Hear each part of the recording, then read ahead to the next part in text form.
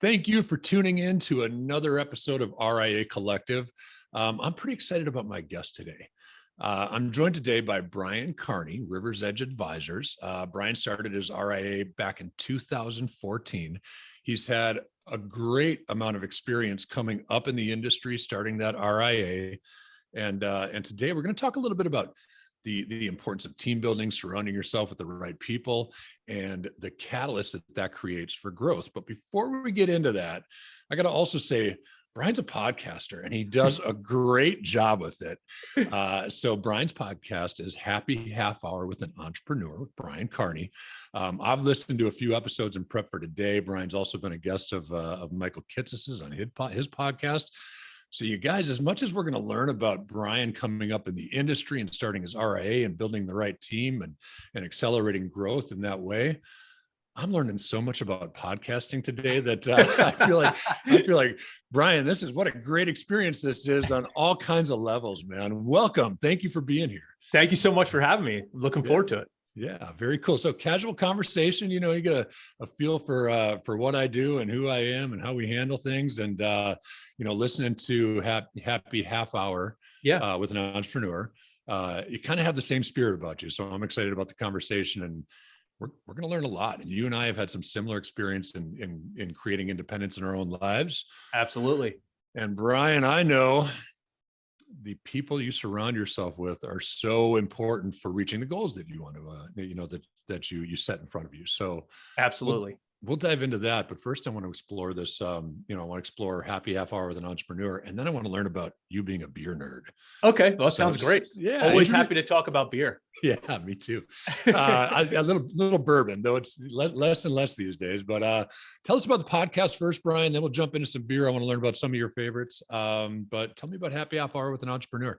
Yeah, I'm like the most cliche 40-year-old. I'm 42 now. I turned 40 and I started a podcast. I became super into craft beer, and I also smoke meat. So on a Traeger. So I'm like the most cliche 40-year-old male of all time. But I had this idea where I wanted to interview entrepreneurs about their journey, because I find every entrepreneur's journey is super unique, but there's also tons of common threads in it. And as you sort of said, for you, you wanted it to be laid back and kind of casual. And I said, well, I wanted it to come across as two people sitting at a bar having a conversation. I love that. Yeah. So essentially what I do is I interview a different entrepreneur for about 30 or 45 minutes, and we share a drink. I try a beer that I've never had before and give it a rating at the end. Cool. So I just recorded my 47th episode. All right, man. Yeah. You're apparently, I saw a statistic on Twitter that 90% of podcasts never make it beyond the 10th episode.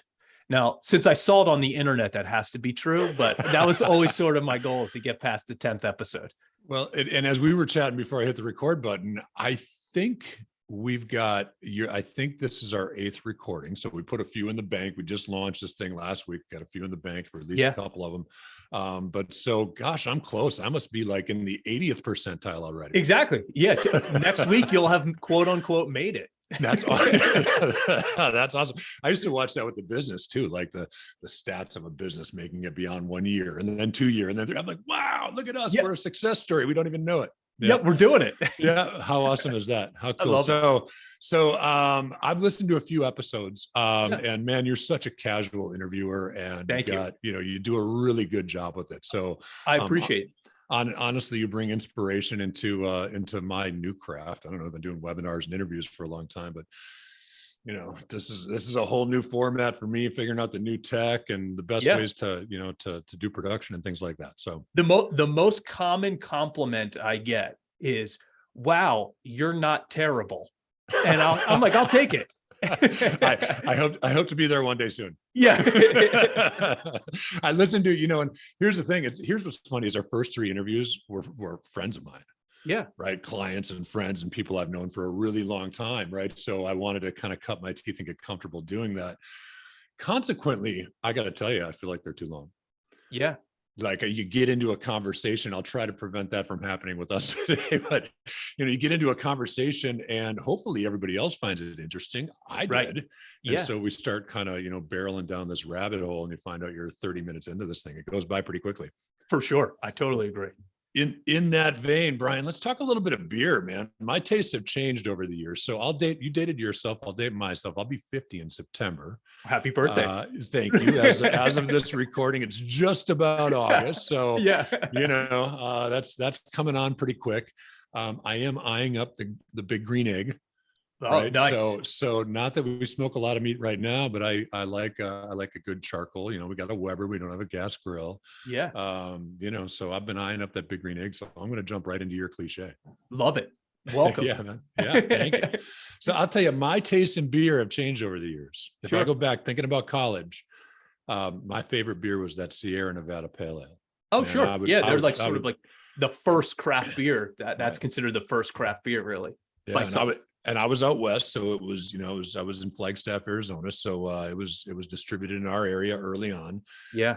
I can't drink a pale ale anymore. Yeah. The problem is that, so I went, my trajectory went Natty Light in college. And then I drank nothing but like Miller Light for probably, 15 years. I like that. And I still, when I love a Miller Light is when I'm either at a Philadelphia sporting event or I'm on the golf course. I still do enjoy a Miller Light. Yeah. But, I've started to drink, I'm no longer a volume drinker. So now, I like to have a couple of drinks, a couple of beers. And unfortunately, when you start drinking high octane, as I like to refer to it, craft beers, you end up still waking up feeling just as terrible sometimes. The craft beer headache is no joke. Yeah, no doubt. What's your favorite style of beer if you had to pick one? So in the winter, I love a stout. Nice. I really like a stout. And then I do really like IPAs. I don't like sours at all. Can't do it. Same. It tastes like someone spiked your beer with a lemonade, Yeah. I can't do it either. And it's popular right now. I mean, there's very a lot on the market. Yeah. This might not sit well. I will tell you my favorite beer. Yeah. And it's after mowing the yard, or I'm in the water a lot. We live by the ocean here, so it's after exertion and exhaustion. Maybe I just walked 18 holes or something like that. Yeah, is an ice cold PBR. Really? Yeah, just as cold as I can, man. That's great. Yeah, you can drink it. You ever put milk up to your lips and you just can barely take the glass away? That's how I can drink a PBR. One I've been sweating and hot, and whatever. So that's great. So I do enjoy a nice craft like Pilsner or lager, but I do like Pilsner also. Yeah, easy drinking, but that PBR, man, when I'm hot and sweaty, that's the best beer on the planet. Absolutely. Love it. For that moment. Yeah, exactly. Brian, let's get into it, man. So I love the Kitsis interview, right? It was really all based on scaling. And, as we chatted and got acquainted some weeks ago, there was some ramp up in the industry up till 2014, but you guys, after you and your partners have started the RIA, you put a pretty lofty goal in front of yourself. Yeah. So we started, I grew up in the insurance business. So I started selling life insurance as a financial advisor, very early on. Literally, when I signed my contract, I was 21. I went from one insurance firm, got sued, went to another insurance firm, and then went to what was Blue Rock Financial Group. And there's 5 partners, and we were independent BD. So we were with Cambridge. Okay, great. We all decided to go RIA, and we had this decision whether the 5 partners, whether to become one giant RIA or to break into 3 smaller ones, because we were all operating in separate teams. So we opted to break into 3 smaller ones. And that happened in 2018. So we had 150 million under management at the time. And in June of 2018, my partner and I were doing some business planning. We said, we want to get to 300 million in 5 years. And we actually did it in 18 months. Dude, that's amazing. I've been coaching advisors a long time, Brian. That's a lofty goal accomplished very quickly. It's funny. I recently found like the notepad that I scratched everything off of, like putting where it was all going to come from. And we were like, holy crap, we actually like totally blew this away. Yeah. And awesome. I think if you asked us at the time, we were confident we were easily in air quotes, hit it in 5 years. But I think we even surprised ourselves doing it in 18 months. Yeah. Well, I want to, obviously, and I kind of let the cat out of the bag already as far as team and training and surrounding yourselves with the right people to make that, to make that opportunity a reality. Yes. Let's dive into that a little bit. So what, great to put a goal out there. Great to even map how you're going to get to that goal. But, what led to that sudden growth? I mean, how did you guys make it happen so quickly? So we actually went through an interesting period where we realized that so my business partner's name is Jarrett, and Jarrett Morris. Jarrett is he's the numbers guy. I'm like the front front facing. I go find clients, and I'm like relationship manager. So I always joke around and say he's the smart one, right? Yeah. He does all the financial planning. And what we realized is that every client we brought on, we had to do all of the work for, no matter the size of the client, what they look like. We were actually pushing all of the buttons. And we had a conversation where we had some trouble in our back office, right? We had trouble getting things. We run a pretty sophisticated business, a high service business, and we had some trouble getting the right people in place to help us not have to be so active with touching every single aspect of every single client that came through. So we actually had the conversation like, hey, you can't go find new people now. And that, for me, I'm such an extrovert and I just want to go. That's my favorite. The hunt is like my favorite part of the business, going to find new clients. And he's like, you can't really do that right now because we can't handle it. Yeah. Buried. Yeah. Just totally buried. So I kind of sat around, after we got, for like a period of 6 months while we had to fix the back office. Oh. And that stemmed from a lot of different things. If you look at it, we have what we call client service associates. And essentially they're sort of like the main hub of a client experience. They're setting up meetings, they're sending clients money, they're opening accounts. They're the ones that the client is touching most often. And what was happening is that we had so many clients and the talent level of the client service associates was not able to handle the amount of volume. So we kept having this discussion like, hey, do we have the wrong people or are we overworking them? And we hired consultants to talk to us about it. And we never really got a clear answer. Yeah. And that's it's a tough question to answer, having built a team to this point with social advisors, but being in leadership role in sales and marketing with firms prior to that and responsible for others. It's a tough question to answer because that's right. You're budgeting payroll, right? So you got to visit your budgets. Anyway, I'll let you, expand on that, but certainly I can understand, that question or that dilemma. Yeah. And, a couple of consultants we worked with, they sort of said, well, this is how it typically works. And they said with you guys, we think you have the wrong people. And we tried to move the people around because we loved them, right? They had been with us for 5 years. We loved both of them. And, we decided like, this sucks, but the people that got us here aren't going to be the ones to get us to where we're going. Yes. And, if you look at me and you do a personality test on me, I love to be liked. So firing people is just torture for me. Yep. And we unfortunately had to let go of one of the people that I was pretty close with. And we went through this dark period where we were trying to figure out how to rebuild and how to get the right people on board. The consultants definitely helped. And what we realized is that we need really smart people, really high-end people, and we needed to build the systems and the processes to prevent Jared and I from having to touch every part of it. Yeah, and that's what we spent time doing. Yeah. The second thing is Jared and I realized that we're both not the best managers, right? We joke around with each other and say we're good cop, bad cop. Yeah. Like he's always the bad cop. And I'm always, if someone doesn't do their job, I'm like, hey, come on, just do better next time. Not a big deal. Yeah. Let's go have lunch together. So that's not good to have two people on opposite ends of the spectrum. So having an operations person was a really huge hire for us. And I actually think it's an underrated part of where most financial planning firms get to a certain stage. They should actually look to hire one of those people quickly. I love that. So we found ours internally. She was running our 401k group. Her name's Erin Eliason. She was running our 401k group, and she said, "Hey, I want this job." Awesome. And we ended up putting her in there. And she's still learning but she's helped us so much. And kind of being able to deal with some of the operational issues that we have struggled with. Was Erin naturally fit for that role, or was there, what kind of training went into taking Erin out of their current position and putting them in that operational role?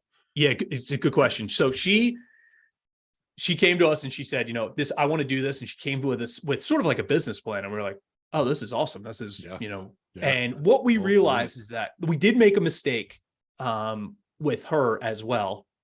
The good part about running this firm is that we've pretty much made every mistake there is.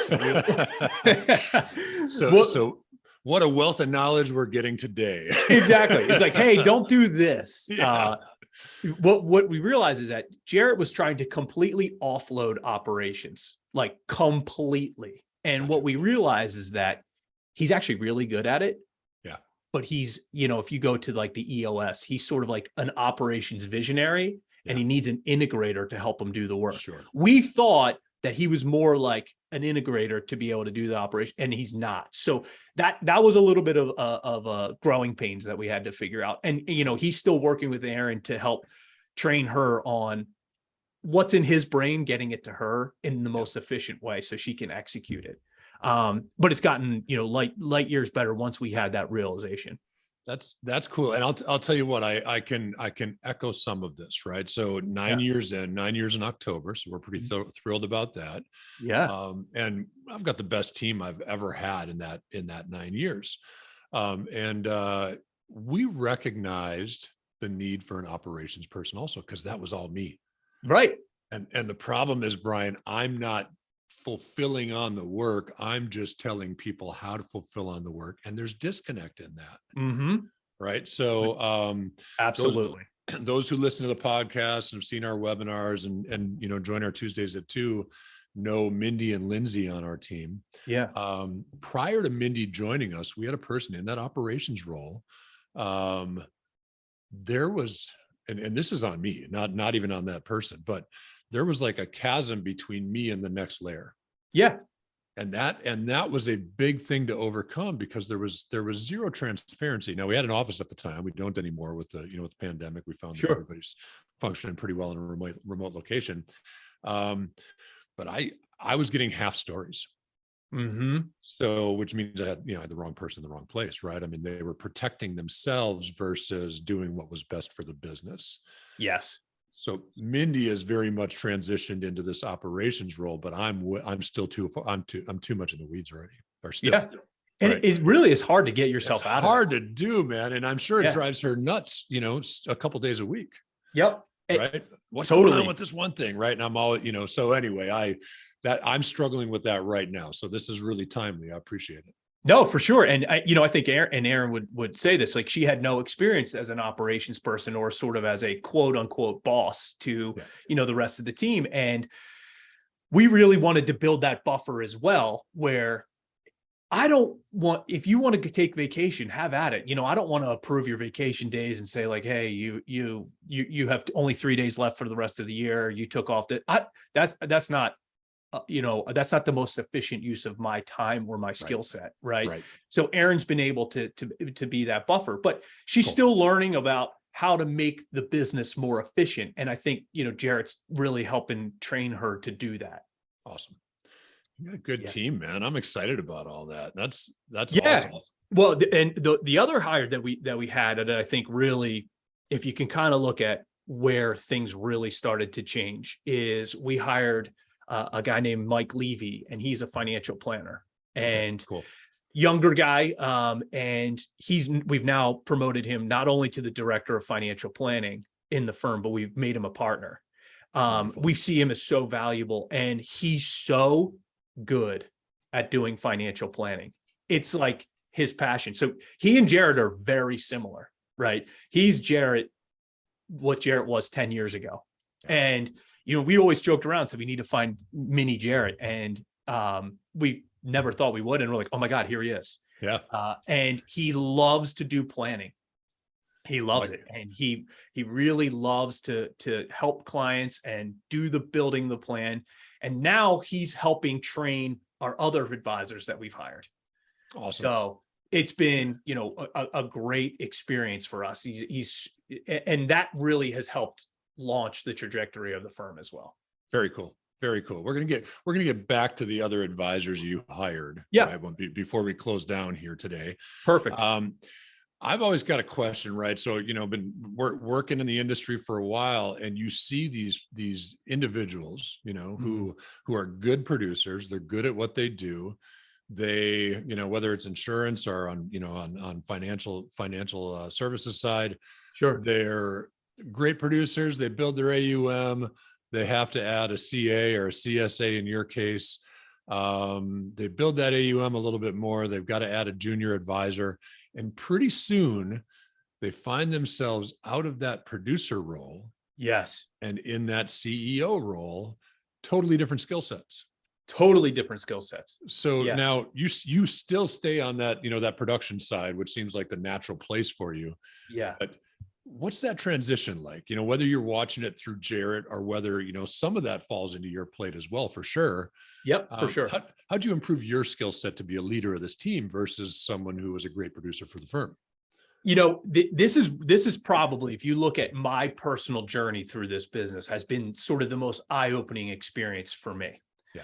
I always said I started out, just finding clients, building a book. When I first started, I was doing the planning, placing the trades, doing the applications. Like, you're literally doing everything. Yep. It got to a point I said, I don't want to do that part. I don't want to do this part anymore. And, my old boss, he was a mentor to me. He used to say, there's this transition from advisor to business owner to entrepreneur. And I've actually really noticed that experience. So I used to say all the time, I want to own a planning firm. I do not want to run a planning firm. You do not have that choice. Yeah, right. Yeah. You can't delegate everything to someone else. So during the middle of the pandemic, when things were bleak, right? We had people leaving. We had thought we had a good team in place. And then two of our people came and said, I'm out of here. We saved one, and he's our trader. And, he's like our technology Swiss Army knife. His name's Shiv, and Shiv helps with everything. He came to us. He's like, I'm leaving. And we said, oh crap. So we went from 8 people down to 5, almost to 3. And now we're at 16. Right. Wow. But during that process, Jared and I were on Zoom. So we're in the middle of the pandemic. It's the end of 2020, beginning of 2020. We're on Teams every day, just talking. And we're both just so defeated. Right. Yeah. And what I realize is that, having the mind shift from being a financial advisor that happened to own a business to being a business owner that happened to own a financial planning firm. And what I really started to enjoy was the process of the build, right? Cool. We're building something and we just got hit with a hurricane. So now we got to start over a little bit, right? Yep. Once I started to actually take ownership and enjoy that we're building a firm and we're building a business, and not building a book of a financial planning book, that's when things really started to change for me personally. Cool. My outlook changed. I'm a big, like I mentioned before, I'm a big Philadelphia sports fan. And back when the 76ers were terrible, kind of intentionally, they were tanking on purpose. They had their Sam Hinkie at the time kept saying, their GM kept saying, trust the process. And it's sort of become a mantra out here. Yeah. And then I started to enjoy the process, and that's what really helped me change. That's really cool. Yeah. And I think with every business, right, you go through highs and lows, right? It's you've seen the meme where everybody thinks it's a straight line and it's a straight line, right? Yeah. And that's so true. Certainly we do it, and more frequently than I want to, probably. So that's great advice. And I will tell you that as much as I agree with you wholeheartedly, it's really hard for me to do that. Yes, right? Because I'm the guy watching the bottom line. for Right? sure. And so that process is great. But keeping an eye on that bottom line, it's, you're doing great one month and the next month you go, oh boy, what happened there? What happened? Yeah. Right. Yeah. So, Just to interject real quick, to Yeah. your point, during this turmoil, we're still growing. Yeah. That makes things a little bit easier. I kept saying to Jared, I'm like, dude, we're growing in spite of ourselves. Michael Kitces uses the iceberg analogy where most people just see the tip of the iceberg and everything that's underneath is really where the difficulty is. That was 100% us. I use the analogy like we were an Instagram model where, we were looking great on Instagram, but behind the scenes, we were a little disheveled and, struggling a little bit. Yeah. Well, that's, I think something you said earlier, and the trust the process is the foundation for that continued growth. Right. Yes. And I think that's one thing that we've done well, and experience I had from previous roles was it started as me. Right. Mhm. It move the furniture out of the master bedroom, move a conference table in and open up the laptop and go to work was how this all started. And then, now I guess we're 11. One thing we've done well since we added the next person, my wife, and then our first 2 employees were coming to work in our master bedroom. That was they were friends. It was all right. It was a little weird, but we documented processes really well since early on. Yeah. So we've got a history of 9 years of processes, which have evolved greatly over time, of course. Mhm. One of my coaching clients last Friday, and we go through EOS and, really take a lot from the Traction book and Gino Wickman, love them. Yeah. That's the exercise they're going through right now. They're 5 years into their RIA. Yep. And it's a lot to unpack at this point, that far into it. So, the trust the process and documenting the processes and Jarrett's role with Aaron, Yes. man, so key for that foundation for success and rapid growth. No, and it goes back to, if you really want to grow, the owners can't be touching everything. That's easy to do when you bring on your first $50-100 million, because you don't have the revenue. You need like 1 or 2 people and you can really get there. Right. Yeah. And we came to this crossroads where it was sort of, and I always think this term has a negative connotation in our space, but it shouldn't, is, do you want to become a lifestyle practice or not? Right. Lifestyle practice, get 100, 150, 200 million under management. You don't have to, you can just keep your clients. You're still going to get some referrals, Right. But you can kind of keep the head count small. Right. Yeah. We decided, we kind of thought that might be boring for us. Right. It had nothing to do with revenue or money. It's just like, hey, we want to build something bigger because we think it'll be fun. Yeah. So we had that conversation, but going back to the systems and process, we always talked about, this is what we want the process to look like. Yeah. But nothing was documented. We had a Word document that said, this is what I want it to look like when the client comes in, and this is what, nothing was documented. So we were working with Brian Looper at the Strategic Implementer. He's a consultant. Awesome. And we were trying to build our own workflows, and it was not going well because we use Redtail for our CRM system. Sure. And it just wasn't happening well. And we sort of said like, hey, we need these processes in place that if somebody's out, Aaron had a baby in November, right? So if somebody else has a baby, now we need to have these processes so someone can just look at it and pick it up. Yeah. So Brian came in, and with Mike Levy and Sean, one of our client service associates, they built all of our workflows. That's awesome. They improved them all. And now we live and die by them. So we now are talking about, we just had a meeting yesterday with our marketing person, Brooke, who's been an unbelievable hire. We're going to start to build workflows for the marketing team to follow up. Wonderful. With that, I couldn't agree with you more that you have to have those systems and processes to make your life easy and make things efficient. We always say, now we realize that one-offs kill us. So if we have something that doesn't quite fit in our process, it ends up being a problem. Right? It's like, hey, we should have took them through the normal track that we take everyone else through, because that's what we do. We try to short circuit or shortcut part of the process. something gets a little bit funky. Gosh, and it's tempting every time to say yes and no problem. How Ex- many times do you go through that before you finally go, It's don't do it again. literally Don't do it again.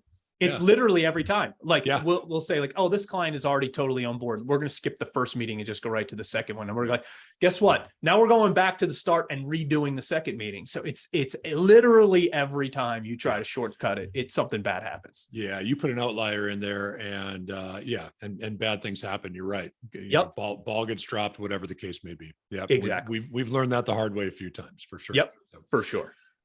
you're a fun guy. I've very much enjoyed getting to know you, and Thank you. Listen to the podcasts. Does that translate into the culture at Rivers Edge, or talk to me a little bit about culture and mission and Culture has been huge. And actually, we have a great office. We have a great office environment. We always have a very friendly environment. And our culture was absolutely, positively decimated without question by working from home during COVID.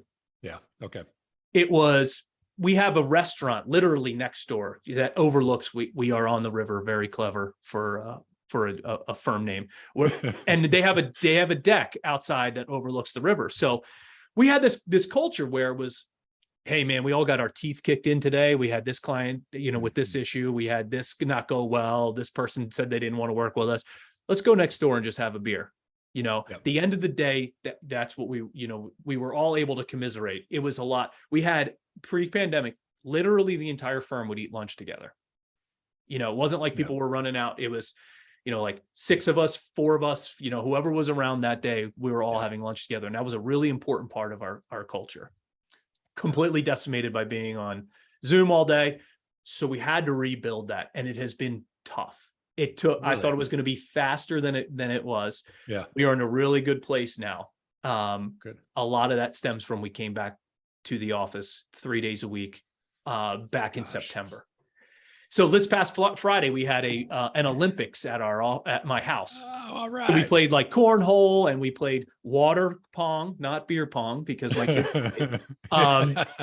But it's trying to build those team building events and try to get things off of work. And one of the other focuses that we really try to have is trying to make it a family environment, right? We want to meet everyone else's spouse. We want to meet their kids. We want them to be like, hey, this is why my husband or my wife is gone for 8 hours every day. This is, the point of it. So building that culture has been a really important thing. And that's sort of one of the things that I feel is my responsibility to help that. That's cool. Well, you seem like a good guy for it. And I will, we've been out of the office since March 2020, like everybody else was at that time. Sure. And certainly the team is incredibly productive. Yes. I don't have any fear about productivity, work ethic, things like that, right? The work gets done, it gets done well. We've got good people.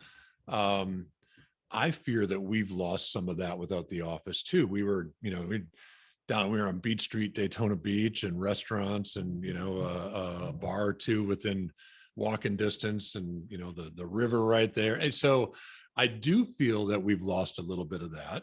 Yeah. The other thing that happened is we started hiring talent outside the area. Right. So and it's great because it opens up that hiring pool. Mm-hmm. But now we've got employees in Virginia, in North Carolina, and just, scattered. Yeah. So one thing we did, and we'll try to protect that. I try to be sensitive to it. Our staff meeting every Monday is not work related. Oh, that's great. It is to some degree, but it's, what's something that you accomplished, and this is straight out of Traction too, right? Yeah. What's something that you accomplished that really benefited the business? What's something that you accomplished that benefited you? Mm-hmm. And then, if someone's listening on audio, they can't see this. If they're watching on YouTube, they can see we got a book of 3,000 questions. Oh, that's great. So either you bring a show and tell a la third grade, or pick a number. I'm going to ask you a question. Some of them are like, what's your favorite color? And others are like, what's the meaning of life? There's always a risk. So we try to protect some of that. We recently, my 13-year-old daughter had a couple of weeks in summer that she wasn't real busy. So we jumped in my truck and drove up to Virginia and North Carolina and hung out with everybody. Just social, it wasn't work related. Yeah. But I do fear, and that's interesting hearing you say that the culture was lost and is now coming back. Yep. I fear we've got a similar situation. Yep. I don't want an office, frankly. Yeah. So I got to think of better ways to continue to keep that, to keep that personal side of the business intact.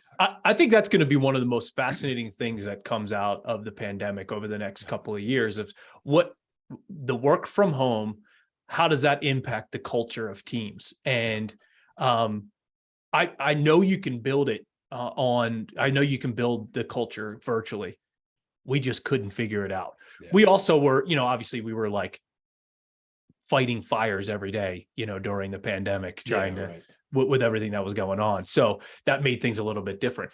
I think you just lose some of the one downside that I see is, what do they call that? It's called management by stopping by or something like that, where I manage, again, in air quotes, by just sitting next to someone and be like, hey, what'd you do this weekend? Just trying to build those sort of natural connections where, I'm not, everything's totally organic and you just want to get to know people better. And you just have those different conversations during lunch where you're not talking about work, you're talking about families and those sort of things. So yeah. It'll be interesting to see.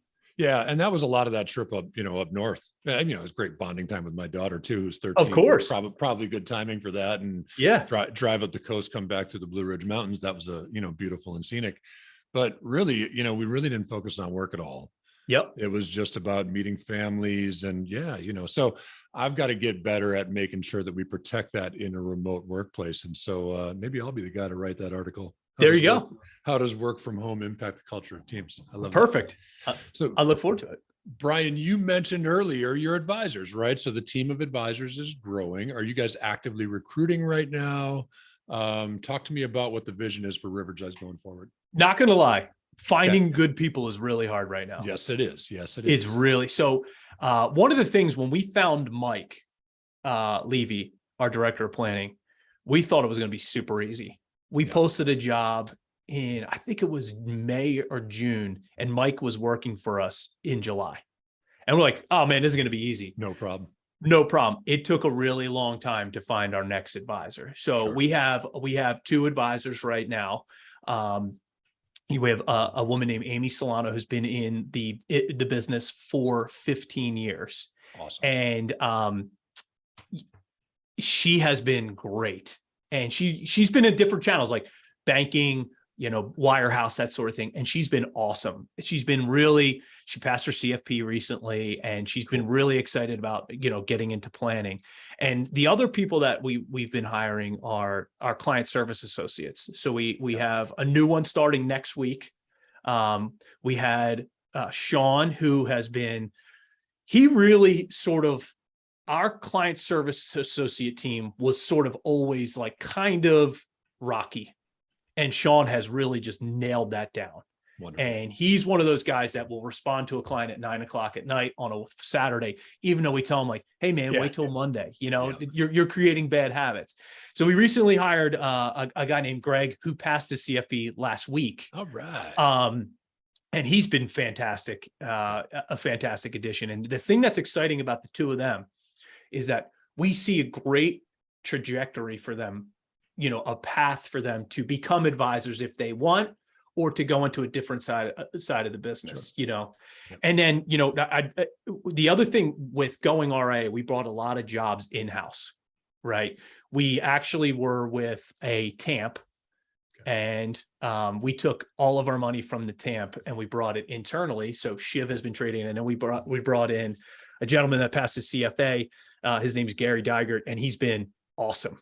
And he's a young portfolio manager who's been really just an incredible addition. So having this really strong team, and again, one other person to mention, when we moved Aaron from our 401k, we hired another person to run our 401k group, and she had 15 years experience on both sides of the business. So Amir Martin has been great. So, it's really been a fantastic building of this, and I'm really excited for what the future holds. We've got a lot of big plans, and hopefully we're able to execute on those. Well, listen, sounds like you're putting the right pieces in place to make that happen. Definitely. Brian, from a recruiting perspective, and also our listeners, like, really the place that RIA Collective holds is, man, for 20 years, I've been watching this trend of people move from that captive kind of employee model wirehouse into an independent space. And I've seen people do it well, and I've seen people fail completely, right? Like not even make the transition, whether that was litigation or whatever the case may be. Sure. So the exploration of this podcast is all about, why are some successful and why are some not? What's the difference? How do we help, a younger advisor maybe who is eyeing independence? How do we help them make a good transition? So the information you provide is super valuable to that mission. But also, if someone's really looking to move independent, can they talk to you about a space there? Yep. Or just pick your brain a little bit and to learn a little bit more about the topics we discussed? Absolutely. So, one of the things we've built this, what we think is a pretty good model, and we're definitely open for plugins. Cool. I always have the conversation with Jared that if it were me and I was the sole owner of our firm, and it was up to me to go from an independent BD to an RIA and deal with compliance, picking the custodian, picking the, I would have failed miserably. Right. Yep. So I think we are definitely a wealth of information, and I love to help people in this space. I had a conversation yesterday with someone that just graduated with a finance degree. Like, hey, I think I want to get in your space, but I'm not sure. All the way up to sort of, I've been in this business for 21 years. I've made every mistake. I've gotten sued, like I said before. So I know a lot about how to sort of figure that out. I'm happy to have any conversations. Dude, that is so awesome. Thank you for that. What's the best way for someone to reach out to you? My email or from our website. Our website is RiversEdgeAdvisors.com. And my email is bcarney@RiversEdgeAdvisors.com. And you guys do a good job with that brand. So whether that's you or Brooke or whoever put that together, the website looks great, man. Congratulations. Thank you so much. I appreciate it. Brian, I have enjoyed our time together very much. And you're a wealth of information. Seems like you've kind of been through it all to some degree. So I love that you're not afraid to admit the mistakes you make. We only get stronger if we can grow from that. That's right. Yeah. Thanks. Still growing too. Yeah, exactly. Yes. I probably made 4 mistakes already today. I can't pinpoint them yet, but I'll know what they are about a week from now. For sure. So Brian, awesome, man. Thank you so much for taking some time out of your day and spending it with me and bringing some of your wisdom and experience to our listeners. I really appreciate it. Charlie, thanks for having me on. I appreciate you giving me the opportunity. All right. Awesome. And to our listening audience, thanks again for tuning in to RIA Collective. If you know somebody who's got the knowledge and experience of our friend Brian Carney and others that we interview, we'd love to talk to them. Check out riacollective.com, or you can find us on all the normal platforms, Spotify, Apple, Google. Gosh, there's a few more in there, but you know what they are. Yep. Brian, thank you. Have an awesome day. And I'm just happy you're in my life, man. Thanks. Thank you, Charlie. Appreciate it.